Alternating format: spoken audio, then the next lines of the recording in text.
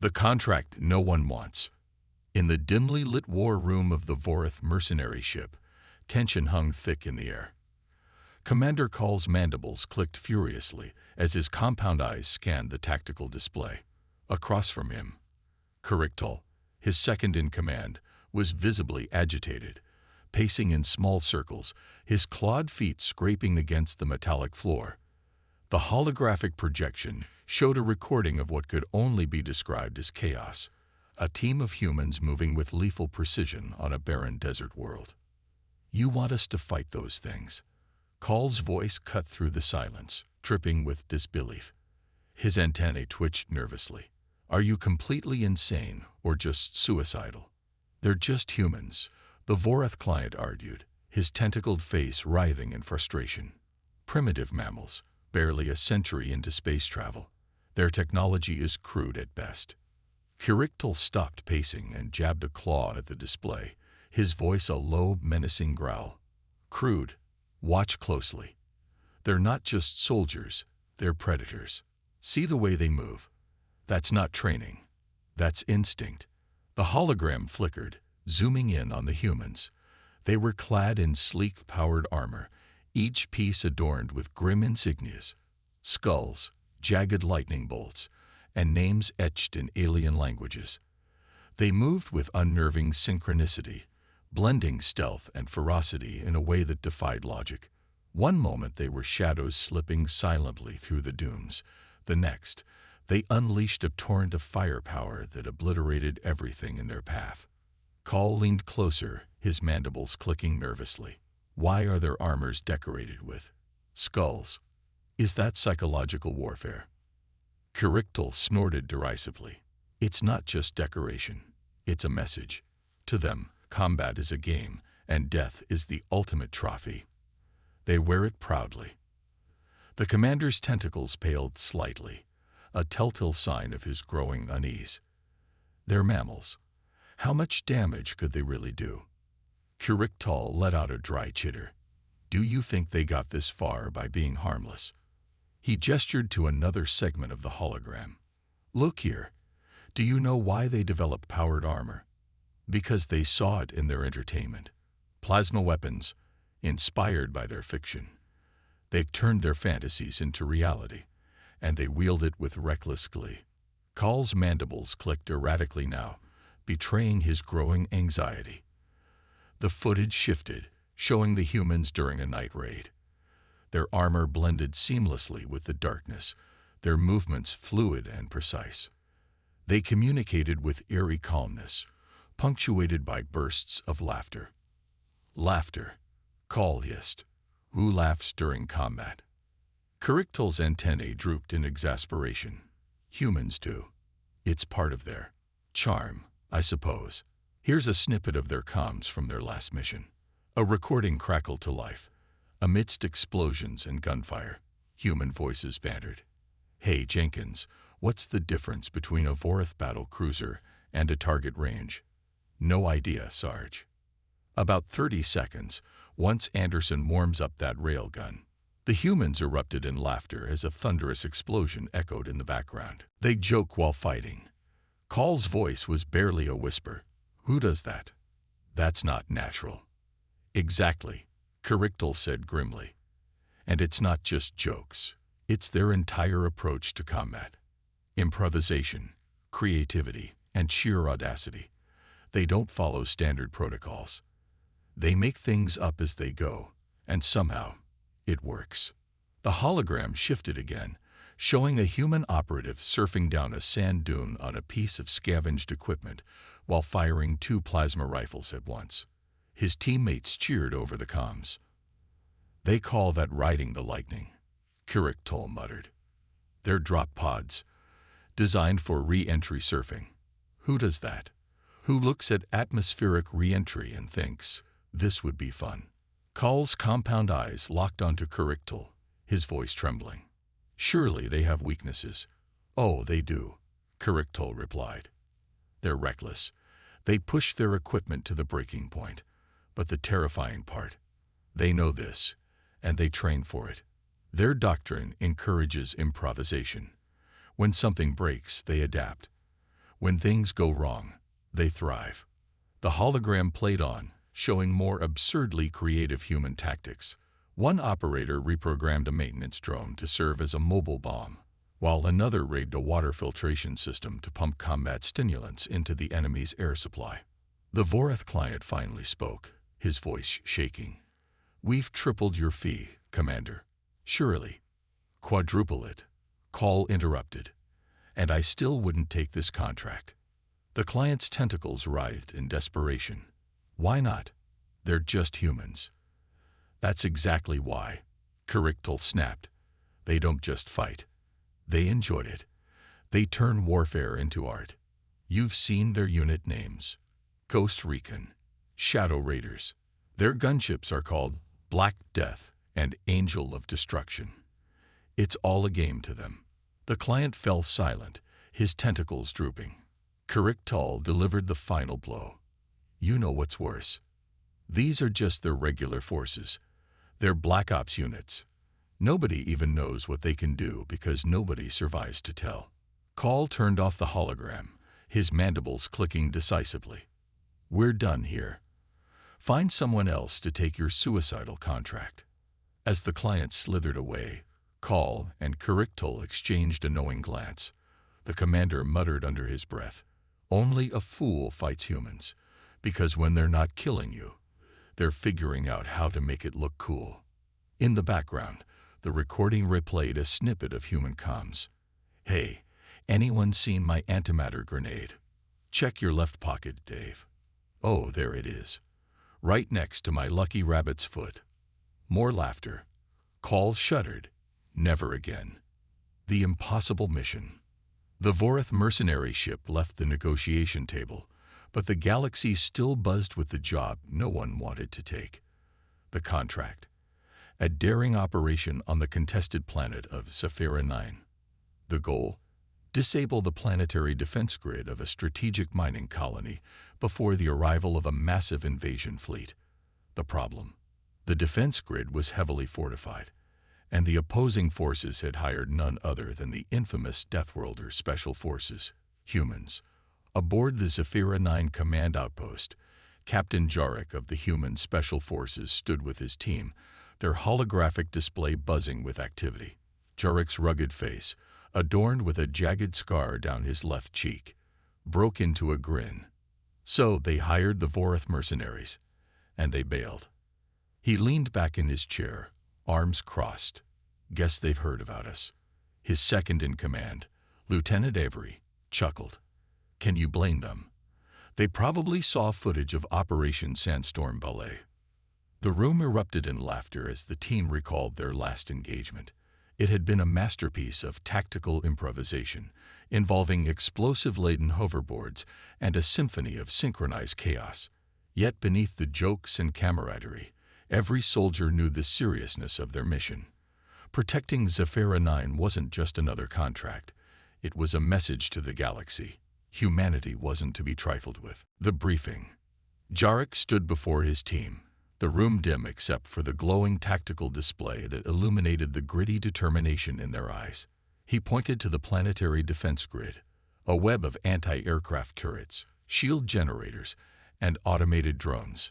"The enemy thinks this setup makes them untouchable," Jarek began, his voice steady. "They're wrong. Here's the plan. We don't just dismantle their defenses, we turn them against their owners." A murmur of approval rippled through the team.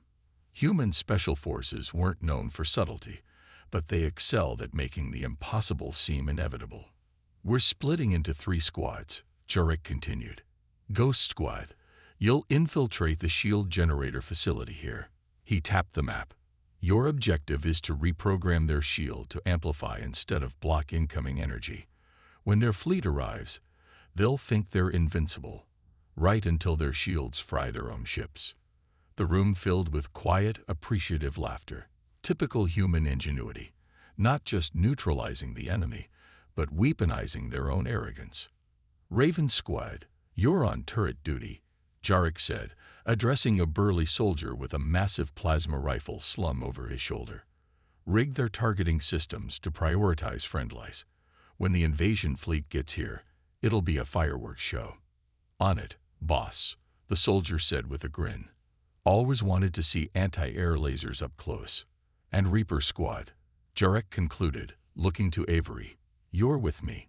We're taking out their command hub. With their systems offline and their leaders in disarray, they won't know what hit them. The drop.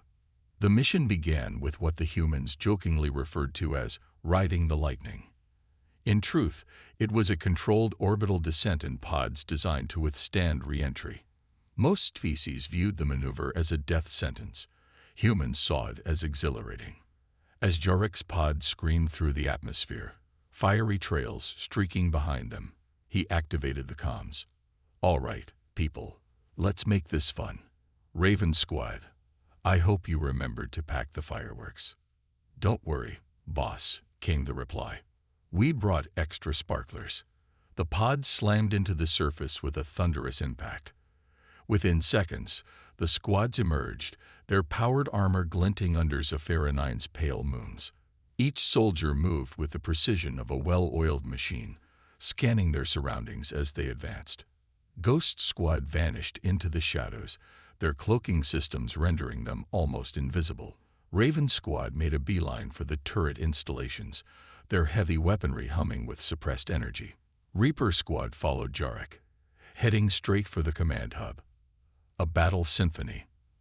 As Ghost Squad reached the shield generator facility, their leader, Sergeant Diaz, pulled out a device resembling a holographic tablet. He patched into the facility's systems, bypassing layers of alien encryption with practiced ease. Give me 30 seconds, Diaz said, fingers dancing across the controls. And done. Shield modulation reversed. They'll think their fleet's invincible until it isn't. Beautiful work, Ghost. Jarek's voice came through the comms. Raven, how's turret duty? Just about wrapped up, Raven Squad's leader replied. The team had raided the targeting systems to lock onto enemy signatures. One soldier paused to paint flames on the side of a turret. It's tradition, he said with a shrug. Jarek smirked. Reaper Squad, we're up. Let's give the command hub a proper visit. The humans moved like shadows through the outpost corridors, their steps silent and deliberate. As they neared the command room, Avery pointed to a cluster of maintenance drones. Boss, I have an idea. Jarek's grin widened. I like where this is going. Within minutes, the team had reprogrammed the drones to play a selection of Earth's most adrenaline-pumping music. As the doors to the command hub burst open, the sound of heavy rock filled the air, disorienting the enemy commanders. What is this madness? One of the alien leaders cried, clutching his sensory appendages. Your doom, Jarek said simply before the room erupted in chaos. The aftermath. By the time the dust settled, the planetary defense grid was under human control, the shield generator had been reprogrammed, and the turrets were locked onto the incoming enemy fleet. The alien commanders sat bound in the corner, their expressions a mix of fear and bewilderment. Why? One of them whispered, his voice trembling. Why do you fight like this? Jarek crouched to meet his gaze, his grin as sharp as a blade. Because it's fun.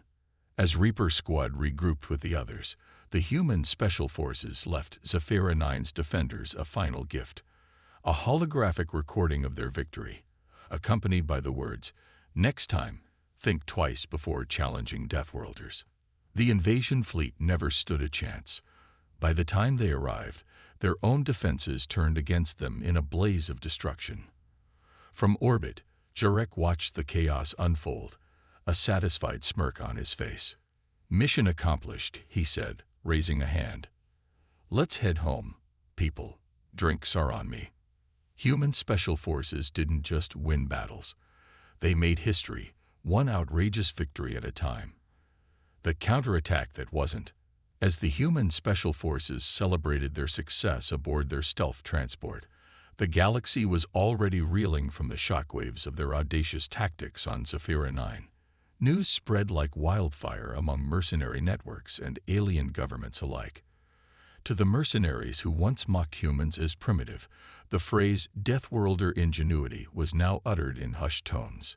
Yet, the lesson hadn't sunk in for everyone. The gathering storm. In the far reaches of the Androlus cluster, the Zorinth Alliance, an amalgamation of militant alien species, was determined to strike back. Humiliated by the loss of Zephyra 9, they pooled their resources to hire the most feared mercenary battalions the galaxy had ever seen. The Tarzok battle clans, infamous for their brute strength and unrelenting tactics. Inside the Tarzok worship Iron Howl, clan leader Vrogar stood before a council of commanders. His voice was a guttural snarl, carrying the weight of centuries of conquest. "These humans," Vrogar growled, slamming a clawed fist on the holographic table. "They think themselves invincible. They turned our own weapons against us, made a mockery of our strength. That ends now." A murmur of agreement swept through the room, but one Tarzok lieutenant hesitated. "Clan leader, I've reviewed the reports from Zephyra 9. Their tactics are unorthodox. They thrive in chaos." Vrogar bared his fangs. "Then we create order, deploy overwhelming force, crush them before they have a chance to play their games." The council nodded, but deep within the lieutenant's 3 hearts, a seed of doubt began to grow. The decoy. Back on the human Special Forces transport, Captain Jarek leaned back in his seat, reviewing intercepted communications from the Zorinth Alliance. A smirk played across his face as he turned to Avery. "So, the big bad Tarzok are coming after us," Jarek said.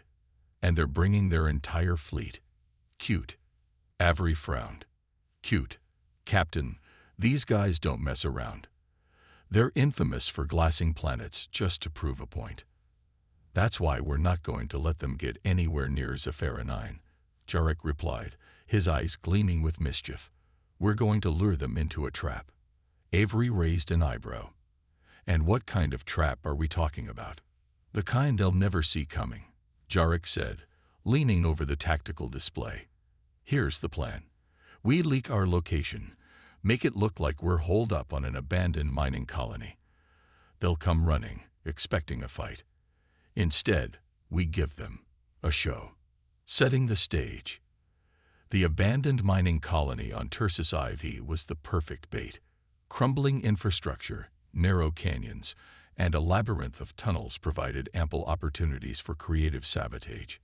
The human team worked tirelessly, transforming the derelict colony into a death trap. Raven Squad rigged the canyons with explosive charges and automated turrets hidden beneath piles of rubble. Ghost Squad set up decoy energy signatures to mimic human troop concentrations. Meanwhile, Jarek and Reaper Squad turned the central command station into a control hub for the chaos to come. "This is going to be glorious," Raven Squad's leader said, stepping back to admire their handiwork. He pointed to a nearby turret, which now bore a crudely painted smiley face. "Think they'll appreciate the art?" "Probably not," Avery said dryly, loading a plasma rifle. "But we will." The arrival. The Tarzok fleet arrived in orbit like a storm, their massive warships blotting out the sun.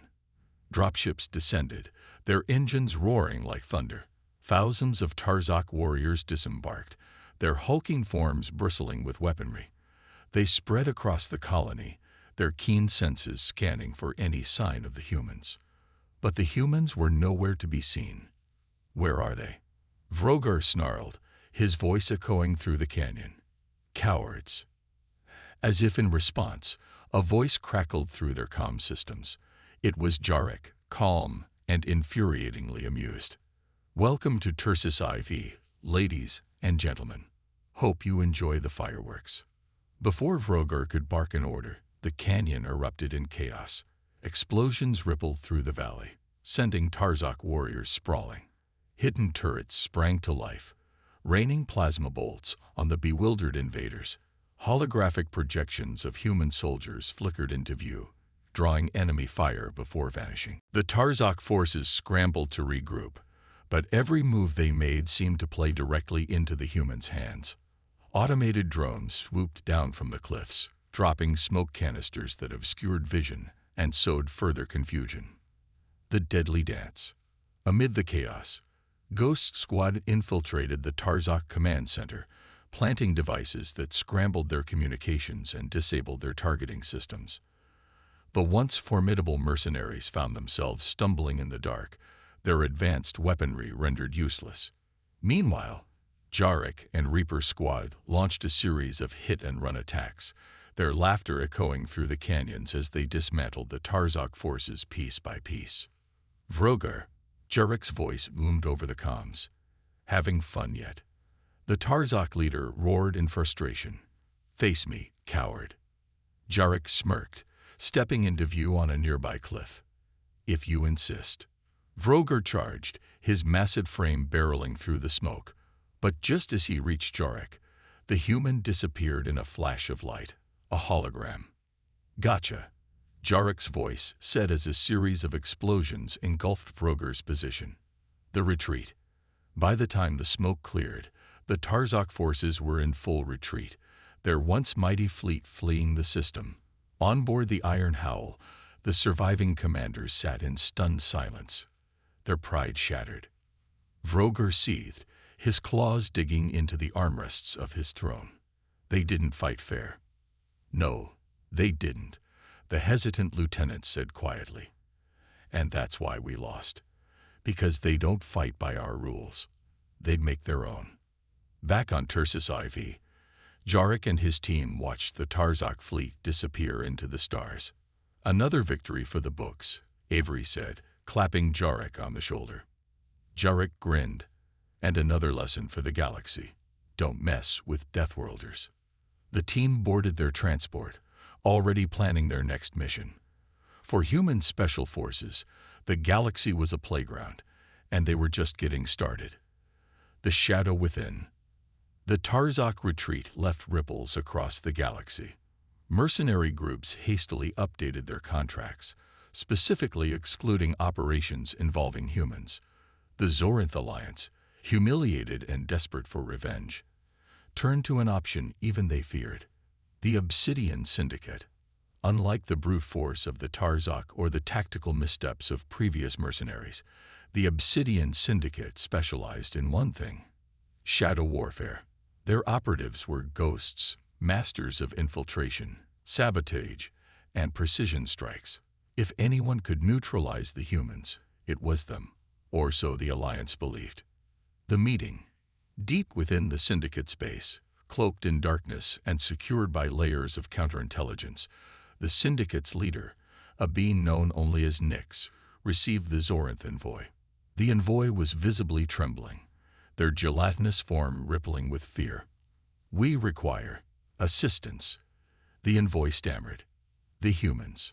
Nyx raised a clawed hand, silencing the envoy.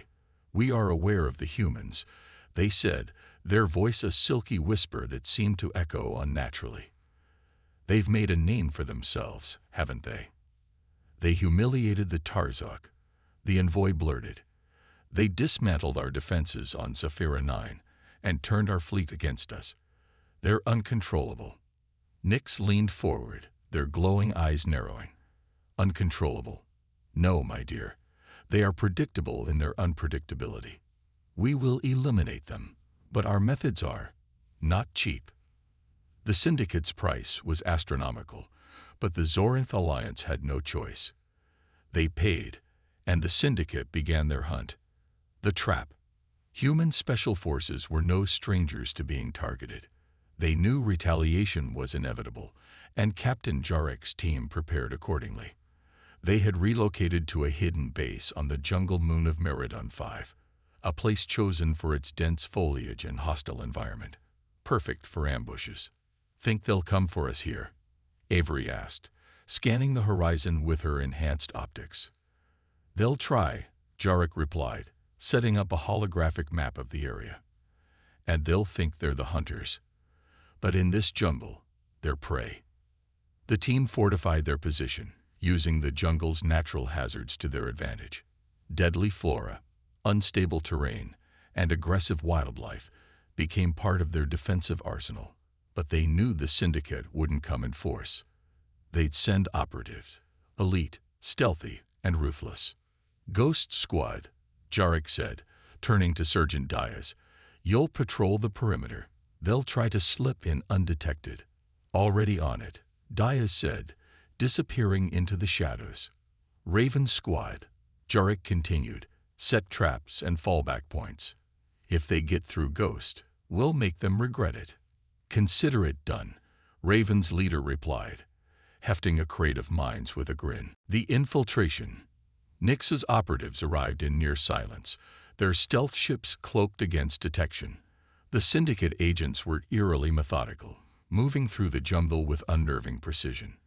They avoided traps, neutralized automated defenses, and bypassed surveillance systems with ease. But as they pressed deeper, the jungle seemed to turn against them. Vines snapped like whips, releasing clouds of noxious gas. The ground gave way beneath their feet, plunging them into pits filled with razor-sharp foliage. What they initially dismissed as environmental hazards soon revealed a pattern. "This isn't random," one operative whispered over their comms. "They've weaponized the environment." From the shadows, Ghost Squad watched. Diaz signaled his team, and they moved in perfect silence, tracking the intruders without engaging. "They're good," Diaz whispered into his comm, "but not good enough." The ambush. The Syndicate operatives reached the heart of the base, their sensors picking up faint human signatures. But as they prepared to strike, the lights in the jungle flickered and dimmed. The air grew still. "What's happening?" one operative asked, their voice betraying a sliver of fear. A low hum filled the air, growing louder until it became a deafening roar. Spotlights erupted, illuminating the operatives, who found themselves surrounded by holograms of human soldiers. The illusions moved and fired, sowing chaos among the Syndicate agents. "They're not real," Nick sparked over the comms. "Ignore them and focus." But it was too late. Ghost Squad struck from the shadows, their silenced weapons picking off operatives with surgical precision. The Syndicate's formation crumbled, and panic set in. "Fall back," Nix ordered, their voice sharp with frustration. The hunt. As the Syndicate operatives retreated, they stumbled into Raven Squad's traps. Explosives hidden in tree trunks sent shockwaves through the jungle. Net launchers ensnared fleeing agents, leaving them dangling helplessly. And when they tried to regroup, they found Jarek and Reaper Squad waiting. "Leaving so soon?" Jarek called out, stepping into view with his plasma rifle at the ready. But the fun's just getting started. The Syndicate agents opened fire, but the humans were already moving. Their powered armor absorbed glancing blows, and their precision strikes cut through the remaining operatives like a hot knife through butter. Nix barely managed to escape, their cloaking device flickering as they vanished into the jungle. The lesson. By the time dawn broke over Meridon 5, the Syndicate's operatives were either captured or eliminated. Jarek stood over one of the prisoners, a battered agent who glared up at him with defiance. "Why do you do this?" The agent spat. "Why fight like this? It's madness." Jarek knelt, his expression calm but steely. "Because madness works. You come at us with logic, strategy, and precision. We respond with creativity, chaos, and a little bit of fun.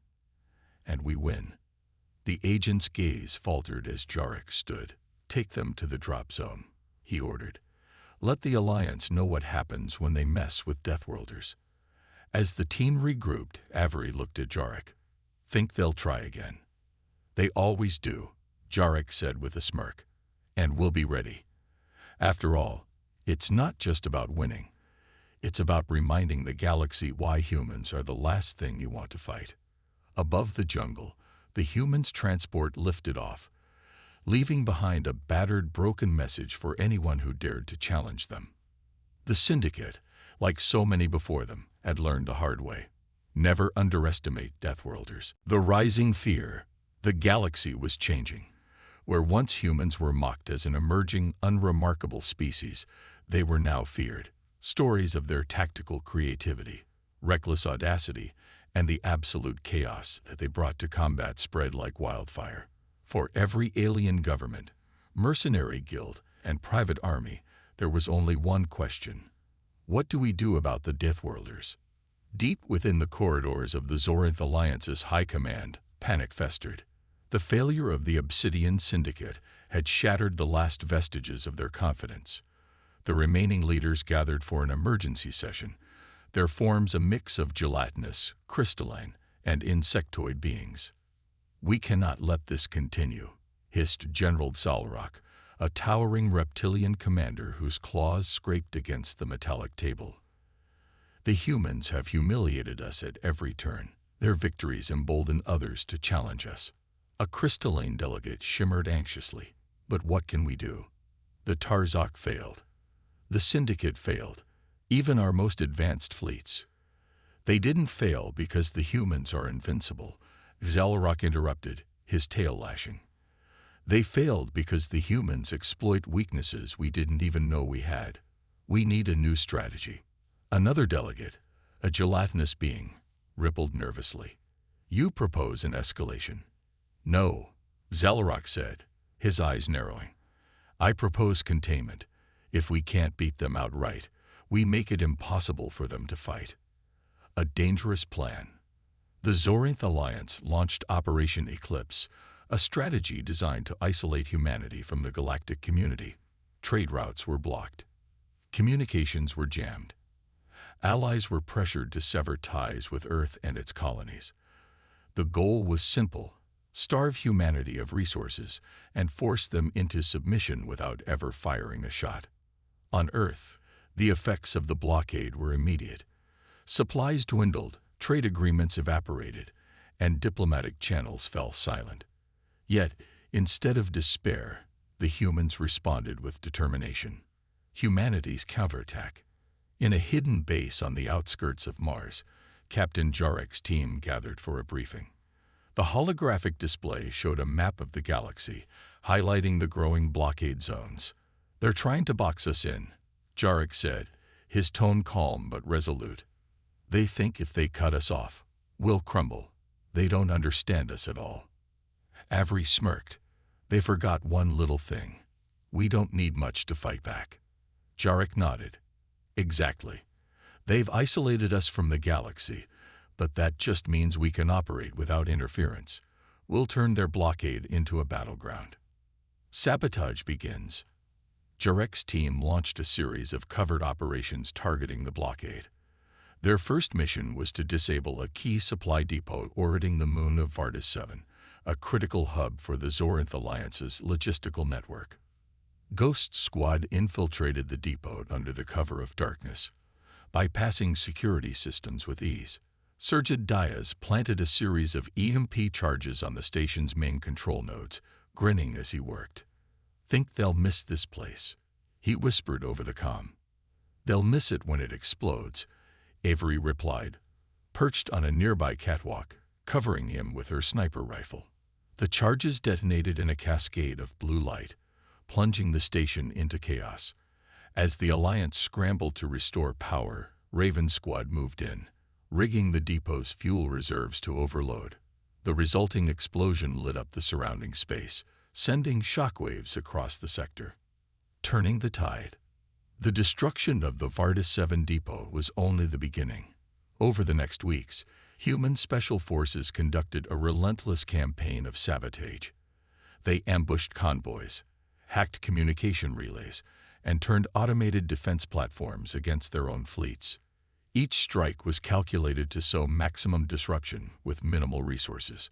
The Zorinth Alliance's forces, stretched thin and demoralized, struggled to keep up. Commanders grew paranoid, suspecting betrayal and incompetence within their own ranks. Fears spread through the blockade lines like a virus, a new kind of threat. But humanity wasn't just fighting back. They were innovating. On a remote colony, human engineers unveiled a new weapon: shadow drones. These compact, autonomous units were designed for guerrilla warfare, capable of infiltrating enemy installations undetected. Jarek's team was among the first to deploy them. During an operation to disrupt a blockade hub near the Crixin Nebula, the shadow drones proved devastating. They slipped past security grids, disabled key systems, and even broadcast human music over the station's loudspeakers as a form of psychological warfare. As the station's personnel fled in panic, Avery couldn't help but laugh. "Is that Ride of the Valkyries?" Jarek grinned, thought it had set the mood. The Alliance fractures. The humans' counterattacks began to have a cascading effect. Alliance members, already uneasy about the blockade's cost, started questioning their involvement. Some factions even defected, offering covert support to the humans in exchange for protection from the inevitable fallout. In one daring operation, Jarek's team intercepted a high-ranking Zoranth envoy carrying sensitive data about the blockade's inner workings. The information revealed deep fractures within the Alliance, as well as the identities of key instigators behind Operation Eclipse. "This is it," Jarek said, holding the data chip. "We're not just dismantling their blockade. We're dismantling the Alliance itself." The message, with the intel in hand, the humans launched their boldest move yet, a galaxy-wide broadcast. Hijacking the Alliance's communication networks, they transmitted a message to every corner of known space. A hologram showed Jarek, standing tall in his powered armor, flanked by his team. His voice was calm but carried an undeniable edge. "To the galaxy," he began. "Humanity has never sought conflict, but when forced, we fight. You tried to isolate us, to starve us into submission. Instead, you've united us. You've reminded us who we are." The feed shifted to footage of human victories, ingenious tactics, daring escapes, and the aftermath of sabotage missions. "We don't fight because we love war," Jarek continued. "We fight because we refuse to be broken. So here's our message. Withdraw your blockade, or we'll show you just how creative Deathworlders can get." The aftermath. The broadcast sent shockwaves through the galaxy. Public opinion turned against the Zoranth Alliance, as species previously neutral to humanity began to see the blockade as unjustified aggression. Protests erupted on Alliance-controlled worlds, demanding an end to the campaign.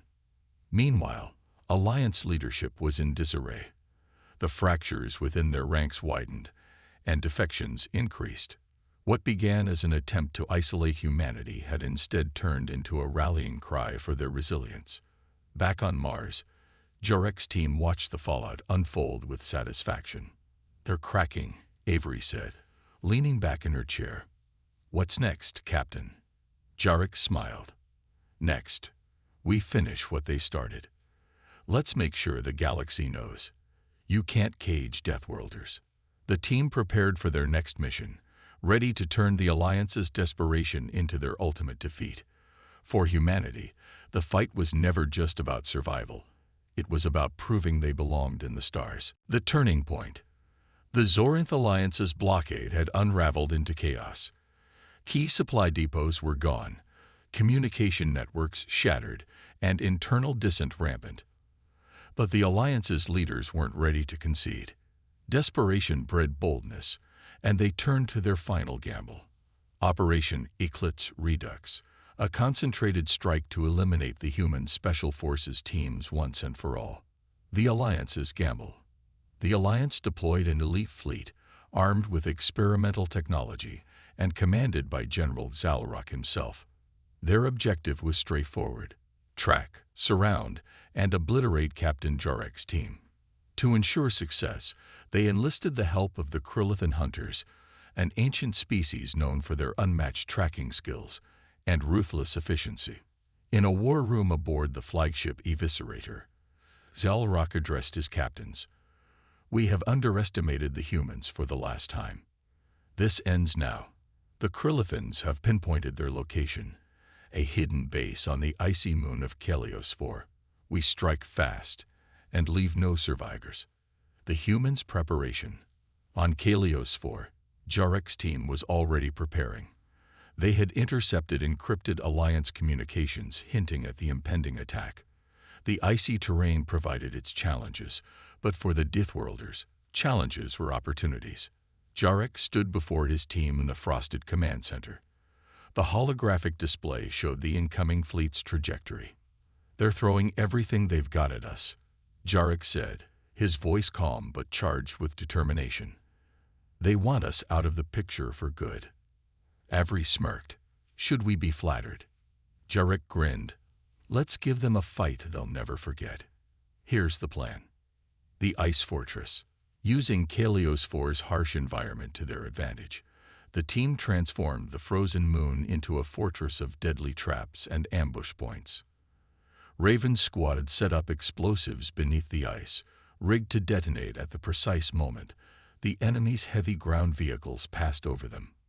Ghost's squad laid down sensor disruptors to create a maze of false readings, ensuring the invaders would be chasing phantoms. Meanwhile, Jarek and Reaper's squad fortified the command center, turning it into both a stronghold and a lure. The human strategy was simple: force the Alliance into overcommitting, then dismantle them piece by piece. "We're going to make them regret every step they take," Jarek said, tightening his armor. The invasion begins. The Alliance fleet descended on Kalios 4 in a thunderous display of power. Dropships poured onto the surface, unloading battalions of soldiers and mechanized units. Overhead, fighter squadrons patrolled, scanning for any sign of human activity. But the humans stayed hidden. "Where are they?" Zalrock snarled, pacing aboard the Eviscerator. "The Krillithans assured us they were here." On the surface, his troops found nothing but eerie silence. Snowstorms raged, disrupting visibility and communications. Soldiers moved cautiously, their weapons drawn, as shadows danced across the icy terrain. The first strike. Without warning, the ice beneath an entire column of Alliance tanks exploded, plunging them into frigid waters. Panic erupted as soldiers scrambled to escape the deadly trap. Before they could regroup, automated turrets hidden in the snow opened fire, cutting down their ranks. "They've baited us," one commander shouted over the comms. Above, Ghost Squad's sniper team picked off key officers, their shots echoing like whispers of death. The Alliance forces, disoriented and leaderless, struggled to mount a coherent defense. The chase. Frustrated by the mounting losses, Zalrock ordered his troops to press forward, directing all forces toward the command center. The Krillithans, confident in their tracking abilities, led the way. As they neared the base, the humans sprang their next trap. Explosives hidden in ice ridges collapsed entire sections of the terrain, cutting off retreat paths and funneling the invaders into a narrow canyon. "Perfect," Jarek said, watching from a concealed vantage point. "Raven's squad, light it up." Raven's squad detonated a series of charges, creating an avalanche that buried half of the advancing forces. Survivors were left trapped and exposed, easy pickings for the human teams. The Krillithans fall. The Krillithan hunters, considered the galaxy's most formidable trackers, found themselves outmatched. As they closed in on the command center, Ghost Squad unleashed shadow drones that disrupted their neural implants, creating hallucinations and chaos. "They've weaponized our own minds," one Krillithan screamed before being taken down by a well-placed shot. Within minutes, the once proud hunters were reduced to panicked prey. For the first time in centuries, the Krillithans knew fear. The final stand. Zalrock, enraged and desperate, ordered his flagship to land near the command center, intending to personally lead the assault. As he and his elite guards stormed the base, they found it eerily quiet. The halls were empty, save for the faint hum of human music playing over the intercom. "It's a trap," one guard muttered. Before they could retreat, the doors slammed shut. Holograms of Jarek and his team appeared around the room. "Welcome to Kalios 4, Jarek's voice said over the speakers. "We hope you enjoyed your stay." The room detonated in a flash of light, disabling the guards and forcing Zalrock to his knees. Moments later, Jarek himself stepped into the room, plasma rifle aimed at the defeated general. "You underestimated us," Jarek said coldly. "You thought you could scare us, isolate us, but you forgot one thing: humans thrive under pressure." A message delivered. Jarek's team didn't kill Zalrock. Instead, they allowed him to return to the Alliance with a message. End the blockade, Jarek said, his voice recorded and transmitted across the galaxy. If you don't, we'll take this fight to your doorstep. And trust me, you don't want that. The aftermath. The defeat on Kalios 4 broke the Zorinth Alliance's will. The blockade was lifted within days, and member factions began suing for peace. Humanity's reputation as a force to be reckoned with was cemented. Back on Mars, Jarek and his team celebrated their victory, though their focus remained on the future. This isn't the end, Avery said. They'll come for us again. Jarek nodded. And we'll be ready. Let them come. Humanity doesn't just survive. We thrive. As the team toasted their success, the galaxy braced for the new era of human dominance, where creativity, courage, and chaos reigned supreme. Legends in the making. The defeat of the Zorinth Alliance marked a turning point in galactic history. Humanity had not only survived, but had proven its dominance against overwhelming odds. Their resilience, innovation, and refusal to conform to conventional tactics had made them a force unlike any other. But victory came with a cost. While the blockade had been lifted, whispers of revenge began to stir across the galaxy. The gathering storm. In the shadowed corners of space, a coalition of the galaxy's most secretive and dangerous factions convened. Known as the Ecliptic Concord, this alliance was made up of the Syndicate's remnants, disgraced Tarzak clans, and vengeful Zorinth leaders. Their goal was simple: eliminate the Deathworlder threat once and for all. We underestimated them, hissed Nyx, leader of the Obsidian Syndicate. Their glowing eyes flickered in the dim light of the meeting chamber. We treated them as just another species. That was our mistake. General Xalrock, scared from his encounter with Jarek's team, nodded grimly. Humans don't fight like anyone else. They improvise, they adapt, and they thrive in chaos. We must become the chaos they cannot control. From the back of the room, a voice cut through the discussions. Then let's stop playing their game. The speaker was an unassuming figure, cloaked and hooded, with a voice that seemed to echo unnaturally. Humanity has shown they are unmatched in combat, but what if they never see the battle coming? The Concord's plan. The Concord's strategy was unlike anything the galaxy had seen. Rather than attack humanity directly, they targeted its allies, destabilizing colonies and infiltrating trade hubs. They spread disinformation, turning humanity's tenuous alliances into fragile, distrustful partnerships. The goal was to isolate Earth once again, but this time, not through force. It would be psychological warfare, fought in shadows and whispers. Human special forces, however, had grown adept at sniffing out such schemes. Jarek's team was called to action once more, this time not to fight battles, but to uncover the truth behind the Concord's moves. The hunt begins. On a small outpost orbiting the gas giant Alvoria Prime, Captain Jarek and Ghost Squad infiltrated a supposed trade station that had recently severed ties with Earth. Disguised in nondescript uniforms, they moved through the bustling corridors, their enhanced sensors picking up faint signs of sabotage. Diaz, Ghost Squad's leader, tapped his comm. Captain, we've got a problem. There's chatter about a covert operation targeting the Vardis trade route. If they pull this off, it'll cripple Earth's supply lines again. Jarek's voice came through, calm and steady. Understood. Pull whatever data you can. We're not just going to stop them. We're going to make an example out of them. A deadly decoy. As the team uncovered the Concord's plans, a pattern emerged. The factions were planting false leads and decoys to draw humanity's forces into traps. The humans, however, turned the tables. In one daring operation, Raven Squad intercepted a convoy they believed was carrying crucial supplies for the Concord. Instead, they found it rigged with explosives and broadcasting a distress signal to lure them in. Nice try, Avery said, disarming the traps with practiced ease. But you'll have to do better than that. With the convoy neutralized, the team planted their own beacon, leading the Concord operatives straight into an ambush.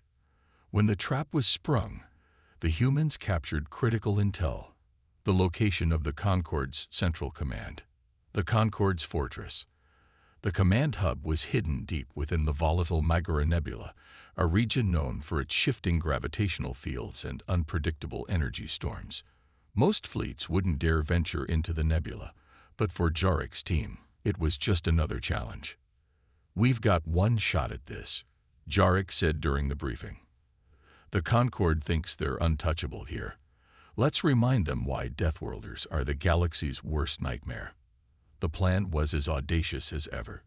Ghost Squad would infiltrate the fortress, disabling its communication systems and planting EMP charges. Raven Squad would neutralize the defensive grid, opening a path for Reaper Squad to breach the central control room. The assault. The mission began with calculated chaos. As the humans entered the nebula, their cloaked transport deployed decoys that emitted false signatures, drawing the Concorde's patrol ships away from the fortress. Ghost Squad slipped in undetected, their movements silent as shadows.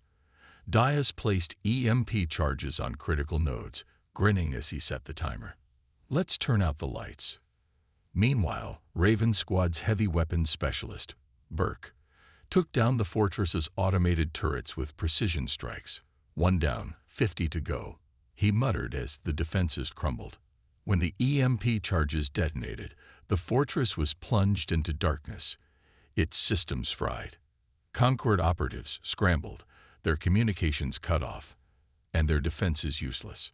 Reaper Squad made their move, storming the control room with overwhelming force. Jarek himself led the charge, his plasma rifle cutting through resistance. He found Nyx at the command console, their glowing eyes narrowed with hatred. "You think you've won," Nyx hissed, "but you can't stop what's coming." Jarek raised an eyebrow. "What's coming?" Nyx's lips curled into a sinister smile. "You." The revelation. As the humans secured the fortress, they uncovered a chilling truth. The Concorde's ultimate plan wasn't to destroy humanity. It was to use humanity against itself. They had developed a series of sleeper agents, alien operatives, surgically and psychologically altered to appear human. These agents were already embedded within key positions across Earth and its colonies, waiting for the signal to strike. Jarek's team relayed the intel back to Earth, their victory at the fortress tempered by the enormity of what they had discovered. A new war. Back on Earth, leaders of the newly formed Galactic Defense Council convened. The threat of sleeper agents within their ranks created an atmosphere of paranoia and urgency. Jarek's team was tasked with a new mission: root out the agents before they could act. "This changes everything," Avery said as they prepared for their next deployment. "They're not just fighting us anymore. They're trying to be us." Jarek nodded, his expression grim. "Then we'll show them what happens when you mess with Deathworlders. They wanted to play in our sandbox. Let's bury them in it." As the team geared up for the fight ahead, one thing was certain. Humanity wasn't just defending its place in the galaxy anymore. It was shaping it. And for those who underestimated the Deathworlders, there was only one outcome: defeat. The final gambit. The revelation of sleeper agents within humanity's ranks sent shockwaves across Earth and its colonies. Trust was fragile and paranoia grew. Every ally, every leader, and every decision was now under scrutiny. Jarek's team faced their toughest mission yet, rooting out the agents before they could execute the Concorde's ultimate plan: a coordinated strike to cripple humanity's core systems. The Sleeper Network. Using the intel retrieved from the Concorde's fortress, Ghost Squad began identifying potential sleeper agents. The list was long, and the task daunting. The agents were embedded in positions of power: scientists, politicians, military leaders, their true identities masked by advanced neural implants and genetic modifications. Sergeant Diaz worked tirelessly to crack the encrypted sleeper activation codes. His fingers flew across the keyboard as he muttered, "These guys don't make it easy, do they?" Avery leaned over, watching the streams of data. "If it were easy, they wouldn't have sent us." Diaz smirked. Point taken. And, got it. He turned to the team. I've isolated their primary activation signal. It's being broadcast from an unregistered station in the Verona Nebula. Jarek nodded. Then that's where we're going. The battle for Verona.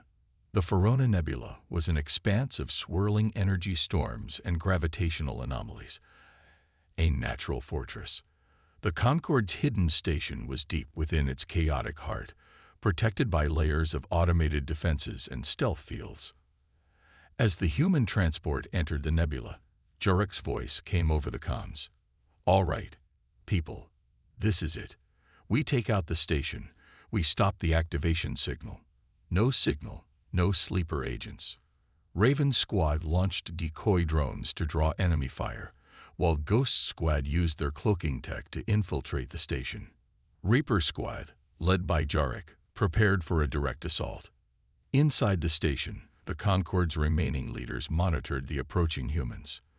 Nyx, battered but still commanding, turned to their technicians. Activate the signal. If we cannot destroy them, we will turn them against themselves. A race against time. Ghost Squad reached the station's central control room, where the signal was being transmitted. Diaz worked furiously to disable it while the rest of the squad held off waves of Concorde operatives. Come on, come on, Diaz muttered as his hacking device beeped. One more firewall. Outside, Reaper Squad engaged the station's defenses in a ferocious battle.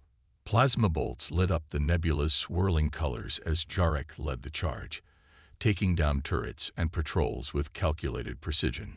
Diaz, how's it going in there? Jarek called over the comm. Almost there, Cap. Just keep them off me for another minute. Turning the tide. With a triumphant beep, Diaz disabled the signal, shutting down the activation network. Across Earth and its colonies, sleeper agents collapsed as their implants malfunctioned. The immediate threat was neutralized, but the battle wasn't over yet. Nyx appeared on the station's holocom, their glowing eyes narrowing at Jarek. You've won this round, human, but your kind is chaos incarnate. One day, that chaos will consume you. Jarek smirked. We'll take our chances. As the team planted charges throughout the station, Raven's squad signaled the all clear. The humans evacuated just as the charges detonated, reducing the Concorde's final stronghold to rubble. A new era. Back on Earth, the Galactic Defense Council declared humanity's victory over the Concorde.